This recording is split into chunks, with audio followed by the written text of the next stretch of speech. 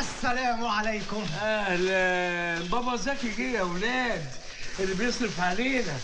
جبت جهاز اختك يا زكي ولا دي ازايز خمره لباباك العربيد اللي بيبات في البارات؟ خلصت؟ لا ما خلصتش. انا نفسي اعرف فين الست والدتك الكبيره في السن اللي ما بتشتغلش. ماما ما ماتت يا بابا، انت نسيت ولا ايه؟ هنا ماتت وهناك بتسرح بالراجل يا قريب ادب. خلاص بقى اقعد بقى يا بابا، انت كل شويه هنقعد نجري. عليك اقعد بقى، ده انا جايب لكم حاجات حلوه قوي وحاجات كتير قوي، كل المستلزمات دي. شويه حاجات اهي يا اسريه اللي انت كنت كاتباها في ورقه على الثلاجه، شفتي انا فاكر ازاي؟ ماشي. ودي ايه؟ ودي بص. ودي بص يا بابا، دي عشانك. ايه ده؟ عشان مين دي؟ ايه ده؟ لا دي مش عشانك، انت كبرت دلوقتي على الحاجات دي خلاص. جبت لي يا زكي. زكي هنا انت راخر ركز شويه.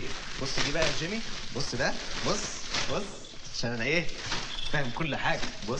بص ده عشان ابنك ان شاء الله باذن الله. بص حلو ازاي. وبابا جبت لك بابا يا كاكا يا بابا.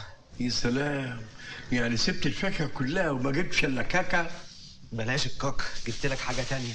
بص دي هو انا كنت فاكرها دوم، سالت عليها قالوا لي دي حاجه اسمها ايه، كيكي. ايوه كيوي كيوي يا ابو جهل. سبحان الله.